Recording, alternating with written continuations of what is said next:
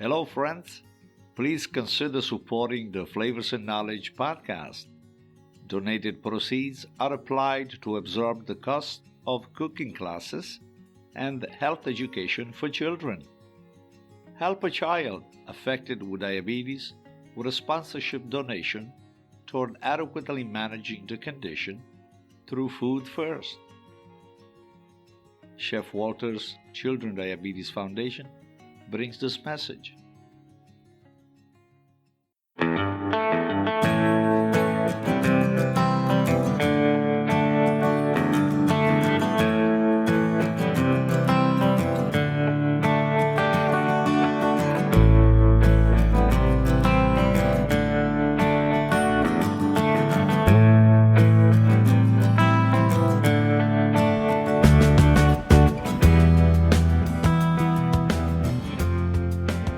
Welcome back, dear friends. This is Chef Walter with Flavors and Knowledge. The topic today is called No, It Is Not Quesadilla. Being asked questions during cooking classes in my cooking school is a normality, and often the most basic becomes the most intricate. We tend to compare foods with it looks like or it tastes like. We often confuse ingredients, techniques, and taste. Someone from the group compared quesadilla to piadina on a recent cooking class, and a possible misunderstanding prompted me to share some primary notions that can probably be useful. Let's begin by saying that mashed potatoes are not potatoes pureed, just like piadina is a very distant relative to quesadilla. Quesadilla has no fat in the mixture. It's made with corn masa, it's thinner, and it's dry to the palate. Quesadilla requires a moisture spread of some sort and a filling to make it palatable. No one will eat it dry or without a filling. Therefore, it cannot be included in a bread category. Piadina, however, is bread that can be eaten warm with olive oil and salt and without filling if it's preferred.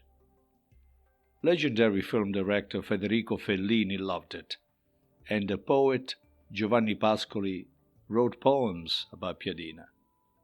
The most straightforward combination of double zero wholemeal flour, lard, water, and salt has never tasted so natural and wholesome. Those essential elements continue untouched to this day. The simplicity and quality of the ingredients make a digestible and practical street food snack when consumed at every hour of the day, in kiosks, beaches, picnics, or while standing on a street corner.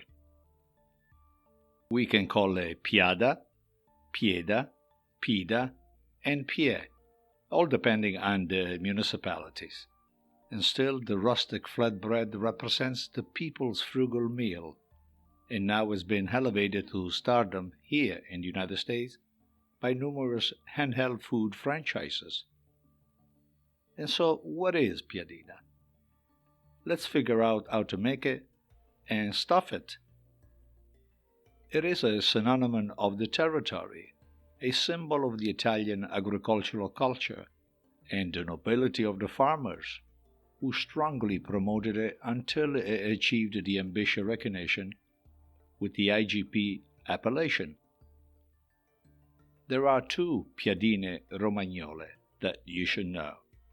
Besides the classic romagnola, another romagnola variation from the Rimini area exists, and it's equally delicious.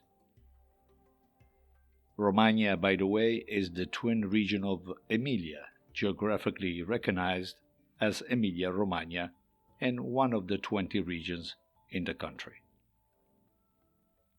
Based on the production regulations, the classic Piadina Romagnola has a diameter between 15 and 25 centimeters and 4 to 8 millimeters in height.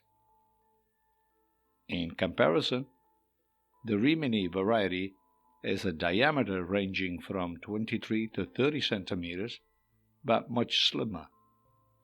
Both types are popular in cities such as Rimini, Forlì, Cesena, Ravenna, and Bologna, and up to the communities near the archival course of the Silaro River and along its tributary. Most of those cities are along the Adriatic coast and the eastern shores of the country. The raw dough Piadina Romagnola does not contain yeast or any raising agents, or perhaps the sodium diphosphate, corn, or wheat starch. None of that stuff.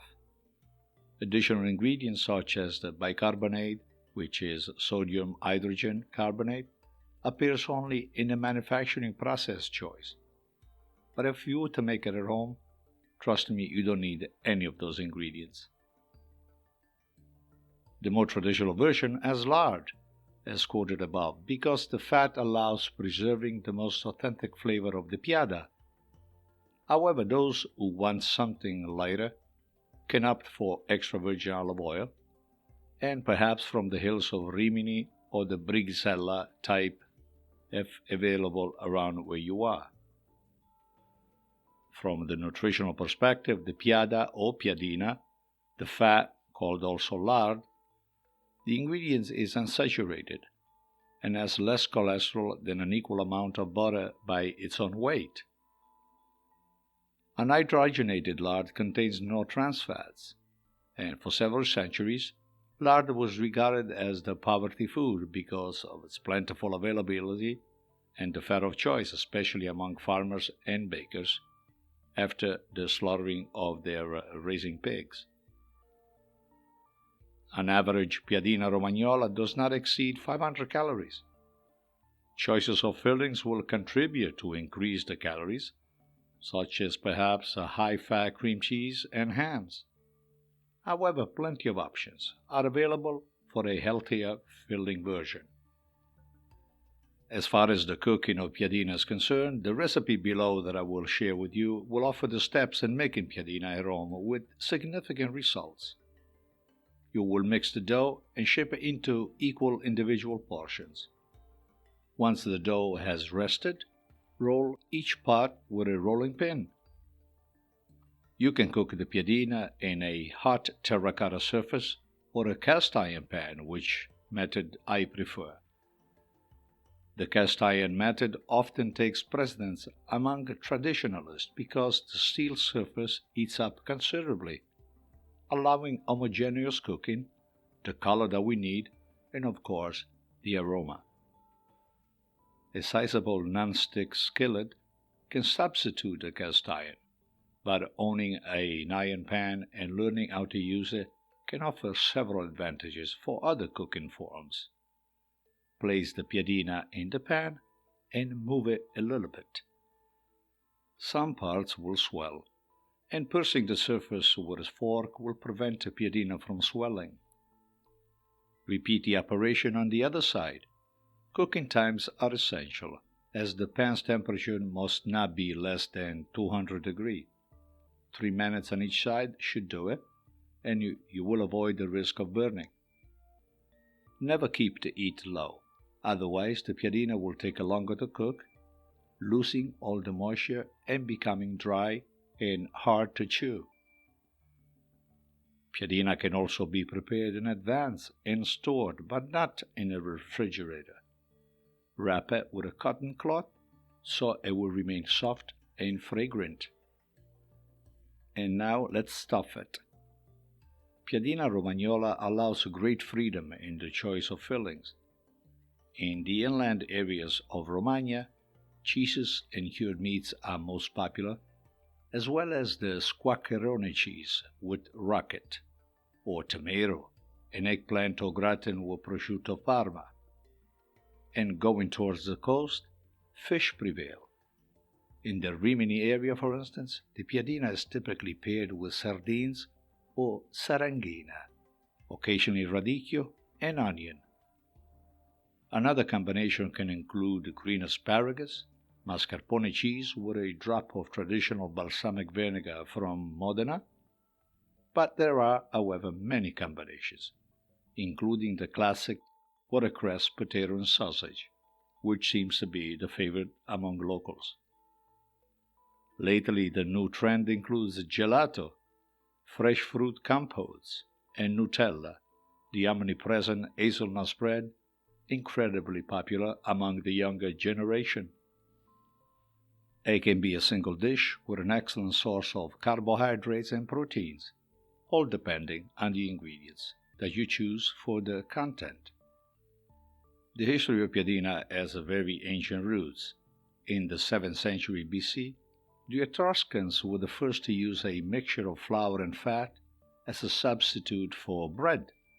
Nevertheless, it is with the Romans that the piadina becomes widespread. The name was panis despicius, or crushed bread. The Roman politician and writer Marcio Porzio Catone, the censor, wrote the recipe in his book called Liber de Agricultura, around 160 BC. And thanks to the simple preparation and storage, it was unleavened bread with which the soldiers fed during the war campaign. It became popular around the 12th century AD as a popular table addition thanks to the low cost of the cereal, which was not taxed by the landowners. The word piadina appeared for the first time in an official document in 1371, used by Cardinal Angelica in his description of Romagna as a land territory.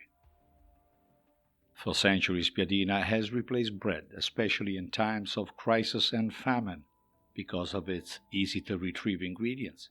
In better economic times, those who were a little more affluent opted for olive oil instead of lard. At the end of World War II, severe bread rations afflicted the country. The piadina was much more present on the fortunate one tables. As with all food varieties, there are imitations frequently marketed. The Industrial Property Office of Canada, for instance, sought a trademark named La Piadina of North America in a 2019 application. The Consortium for the Promotion and Protection of Piadina Romagnola, PGI, rejected and dismissed the request based on the consortium regulatory guidelines. Someone, as you know, is always attempting to counterfeit a classic Italian cuisine product, but often short-lived because veritable food relies on the quality of ingredients and artisanal procedures. Piadina will be here to stay for further generations to enjoy. Its popularity has increased over the years.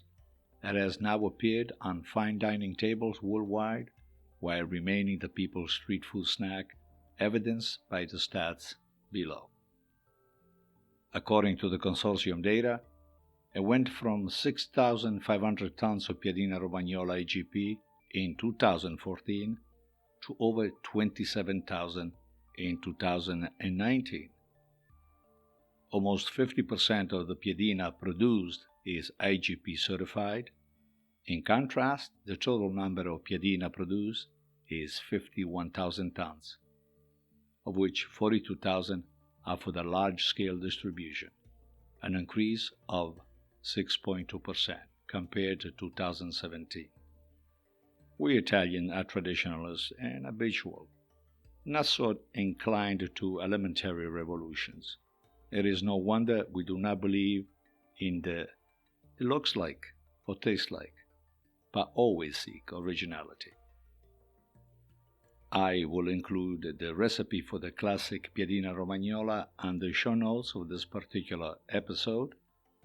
Meanwhile, please follow us on Flavors and Knowledge, which is offered on anchor.com or on your preferred platform. If you're interested in some videocast about food, we have a wide selection on our YouTube channel, which is under the Chef Walter's Cooking School, under the name of News You Can Eat 24.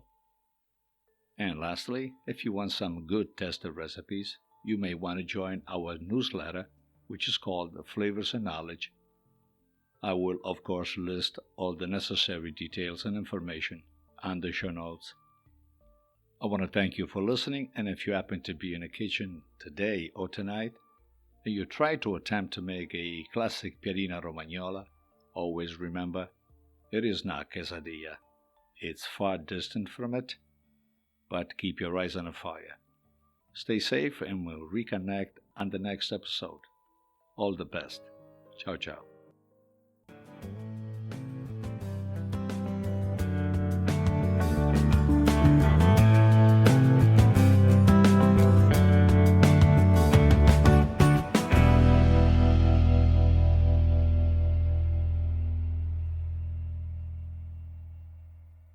Flavors and Knowledge is brought to you by Chef Walter's Cooking School in Cranston, Rhode Island.